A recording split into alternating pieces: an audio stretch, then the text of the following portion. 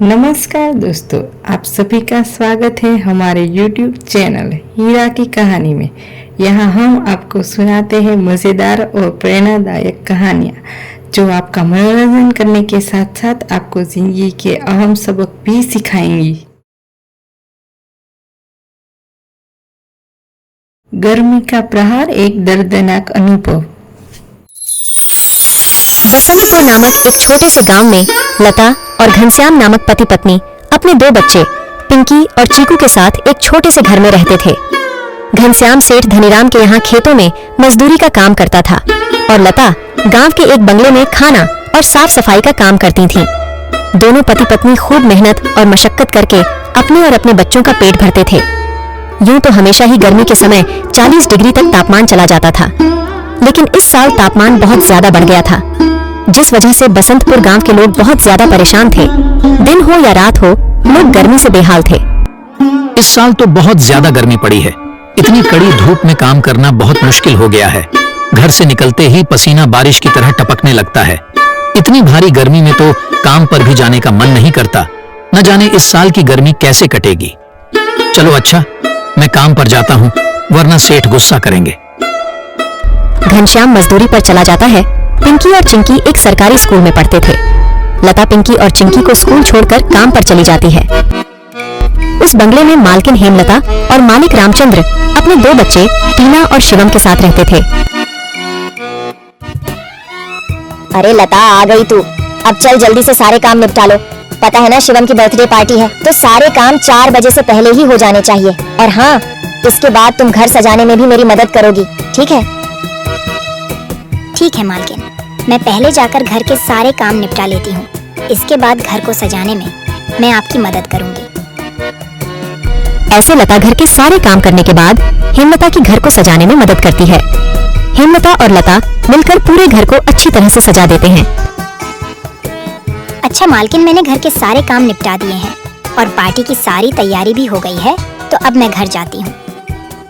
हाँ ठीक है, लेकिन पता है ना तुम्हें आज शिवम की बर्थडे पार्टी है, तो तुम शाम को 7 बजे अपने बच्चों के साथ पार्टी में आ जाना। और हाँ, मुझे तुम्हारी थोड़ी मदद की भी जरूरत होगी।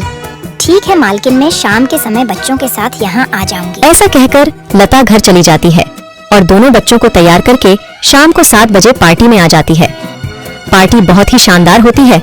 लता के बच्चे इतना बड़ा घर देखकर कहते हैं, अरे यार चिंकी, यह घर कितना बड़ा है और कितना सुंदर है। बाहर कितनी गर्मी है, फिर भी इनके घर के अंदर कितना ठंड लग रहा है। पिंकी और चिंकी की बातें शिवम सुन लेता है और वह उनसे कहता है, अरे ये घर ठंडा इसलिए लग रहा है क्योंकि हमारे घर में हर कमरे में एसी लगा हुआ है। ओह, मतलब कि एसी लगाने से घर बहुत ठंडा हो जाता है। दीदी, हम भी अपने पिताजी को अपने घर में एसी लगाने के लिए बोलते हैं ना, हमारे घर में भी बहुत ठंडा लगेगा। चलो बच्चों, इधर आओ, केक काटने का टाइम हो गया है। जब केक काटने लगता है तो पिंकी और चिंकी एसी की ठंडी ठंडी हवा खाते खाते शिवम के कमरे की तरफ चले जाते हैं और शिवम के कमरे के बाहर खड़े होकर एसी की ठंडी ठंडी हवा का मजा लेने लगते हैं। एसी की ठंडी ठंडी हवा खाते खाते वह दोनों कमरे के अंदर चले जाते हैं। दीदी, यह कमरा तो सबसे ठंडा है, इसमें कितनी ठंडक है। और दीदी, ये देखो, यह बिस्तर कितना सुंदर है, बिल्कुल मखमल जैसा। दोनों बेड पर बैठ जाते हैं और ठंडी ठंडी हवा का आनंद लेने लगते हैं। देखते ही देखते 15 मिनट बीत जाते हैं और आराम करते करते कब दोनों की आंख लग जाती है, उन्हें पता ही नहीं चलता। इतनी ही देर में अचानक से शिवम की बहन टीना कमरे में आ जाती है। वह पिंकी और चिंकी दोनों को शिवम की बेड पर लेटा देखकर जोर से भड़कती है। ये दोनों मेरे कमरे में क्या कर रहे हैं? माँ इधर आओ, देखो ये दोनों मेरे बेड पर क्या कर रहे हैं। टीना की आवाज सुनकर हेमलता कमरे में आती है। तुम दोनों अभी के अभी मेरे बेड से उठो। पिंकी और चिंकी हेमलता की आवाज सुनकर जग जाते हैं। लता भी हेमलता की आवाज सुनकर भागी भागी चली आती है। क्या हुआ मालकिन? आपकी बहुत जोर से नीचे आवाज आ रही थी। क्या हुआ? ये पूछ क्या नहीं हुआ? ये देख नहीं रही तू? तेरे बच्चों ने अपने गंदे मेले बदबूदार कपड़ों से मेरा पूरा बेड गंदा कर दिया। तेरे बच्चों ने एसी देखा नहीं कि सोने चले मेरे बेड पे। हद होती है यार। मैं तो तेरे बच्चों को इसलिए बुलाया था कि इनका भी थोड़ा मन लग जाएगा। इन्होंने कभी ऐसी पार्टी लाइफ में देखी नहीं होगी, ये भी देख लेंगे। पर ये तो अपनी औकात ही भूल गए। ये हमारा घर है, कोई धर्मशाला नहीं कि कोई भी भिखारी हमारे कमरे में आ जाएगा और आकर के सो जाएगा। तू अभी के अभी अपने बच्चों को लेकर निकल यहाँ से। और हाँ, कल से काम पर भी आने की जरूरत नहीं है। मालकिन ऐसा मत करो, मेरी बात तो सुनो। बच्चे नादान हैं। मैं वादा करती हूँ आगे से ऐसा दोबारा नहीं होगा। यह मेरी आखिरी भूल समझकर माफ कर दीजिए मालकिन। मुझे काम से मत निकालिए मालकिन। इस काम के सहारे तो मेरा घर चल रहा है। ये तेरी सर दर्द है। अब तू यहाँ पर काम नहीं कर सकती। अब तू अपने बच्चों को ले और यहाँ से निकाल। हेमलता लता और उसके बच्चों को घर से बाहर निकाल देती है और आगे से काम पर आने को भी मना कर देती है। अब लता के पास कोई काम नहीं था। घर का सारा भार अब घनश्याम के कंधों पर आ गया था। हे भगवान, आज तो खाना बनाने के लिए आटा भी नहीं है। अब मैं आटा कहाँ से लाऊं? मेरे पास तो अब और पैसे भी नहीं है। और जो तनख्वाह घनश्याम जी को मिली थी वह सब घर खर्चे में खत्म हो गए। मेरा क्या है, मैं तो पानी पीकर भी सो जाऊंगी, पर बच्चों को क्या? भूखे पेट इन्हें नींद कैसे आएगी? आ गए आप। घर में राशन खत्म हो गया है। आज खाने में कुछ नहीं बना है। कोई बात नहीं, खाना आज मैं अपने साथ लेकर आया हूँ। सेठ जी के यहाँ पर आज दावत थी तो उन्होंने कुछ खाना बच्चों के लिए भी भिजवा दिया है। ऐसे उस रात तो वह सभी खाना खाकर सो जाते हैं। अगली सुबह लता फिर से अपनी मालकिन हेमलता के घर जाती है और उससे थोड़े पैसे उधार मांगती है। मालकिन, मेरे घर में खाने के लिए एक अनाज का दाना भी नहीं है। कृपया आप मुझे थोड़े से पैसे उधार दे दीजिए। तुझे देने के लिए मेरे पास कोई पैसे वैसे नहीं है। मैंने तुझे पहले ही काम से निकाल दिया था, फिर तेरी यहाँ आने की हिम्मत कैसे हुई? जा निकल यहाँ से और आइंदा यहाँ पर अपनी शक्ल मत दिखाइयो। हेमलता की कड़वी बातें सुनकर लता घर वापस जाने लगती है। तभी उसे रास्ते में एक पोस्टर दिखाई देता है। उस पोस्टर को देखकर लता वहीं रुक जाती है। पकोड़े बनाने वाले की जरूरत है।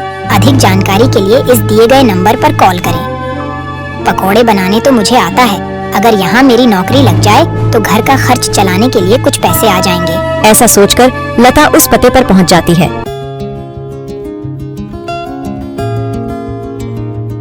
भैया, मैंने आपका पोस्टर देखा।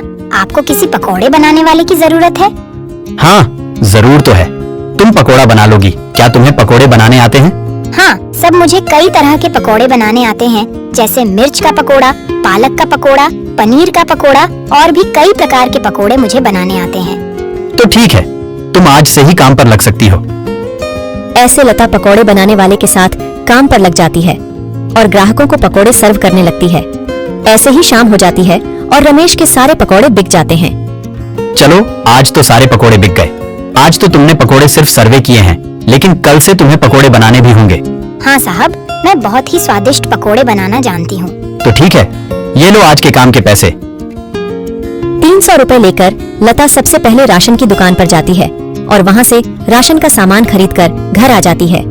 घर पहुँचकर लता सबसे पहले बच्चों के लिए खाना बनाती है और उनको परोसती है। चिंकी, पिंकी, आ जाओ खाना खा लो। इतने में घनश्याम भी वहाँ आ जाता है और लता घनश्याम को अपने नए काम के बारे में बताती है। इस तरह सारे मिलकर खुशी खुशी खाना खाते हैं। अगली सुबह लता बच्चों को स्कूल छोड़कर वापस काम पर चली जाती है। दुकान पर पहुंचकर लता पकोड़े बनाती है। लता के बने हुए पकोड़े ग्राहकों को बहुत पसंद आते हैं। लता के बने हुए पकोड़े खाकर ग्राहक पकोड़े की बहुत तारीफ करते हैं। उनको आज के बनाए हुए पकोड़े कल से भी ज्यादा अच्छे लगे। रमेश भाई, तुम्हारे आज के पकोड़े का तो कोई जवाब ही नहीं। इससे स्वादिष्ट पकोड़े मैंने आज से पहले इस होटल में कभी नहीं खाए। आखिर आज ऐसा क्या मिलाया है इन पकोड़ों में जो इतने स्वादिष्ट बने हैं? आज तो मैं एक और प्लेट खाऊंगा। मेरे लिए एक एक्स्ट्रा प्लेट पकोड़े लगा दो। ऐसे रमेश अपने ग्राहकों के मुंह से पकोड़े की तारीफ को सुनकर लता से कहता है, लता, तुम्हारे हाथ में तो जादू है। तुम्हारे हाथों के बने पकोड़े खाकर ग्राहक एक एक एक्स्ट्रा प्लेट पकोड़े खा रहे हैं। तुमने तो कमाल ही कर दिया। आखिर ऐसा क्या मिलाया है इन पकोड़े में जो ग्राहक इतनी तारीफ कर रहे हैं? साहब जी, कुछ खास नहीं मिलाया है, बस थोड़े से नमक मिर्च मसाले बराबर मात्रा में डाले हैं, बस। ऐसे रमेश के आज के पकोड़े बहुत जल्द ही खत्म हो जाते हैं। आज तो पकोड़े बहुत जल्द ही खत्म हो गए।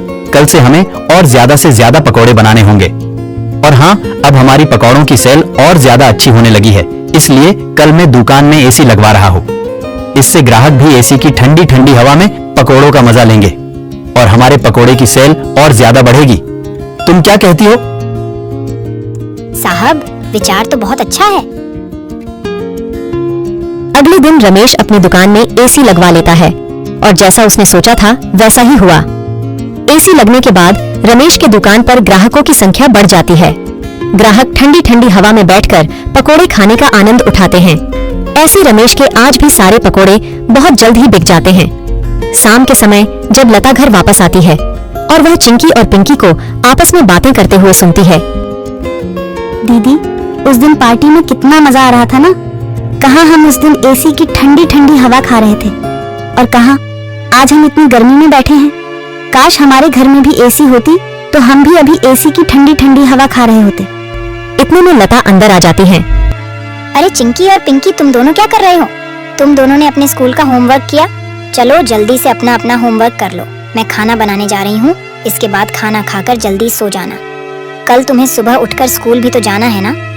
ठीक है माँ, हम स्कूल का काम करके आते हैं। ऐसे दिन बीतते जाते हैं और लता के हालात पहले से ठीक होते जाते हैं। ऐसे ही एक दिन सुबह लता काम पर जा रही होती है, तभी उसे भंगार की एक दुकान दिखती है। उसी दुकान पर कई सारे सामान थे, जैसे कूलर, पंखा, फ्रिज, एसी इत्यादि। लता का ध्यान उस दुकान में रखे पुरानी एसी की तरफ जाता है।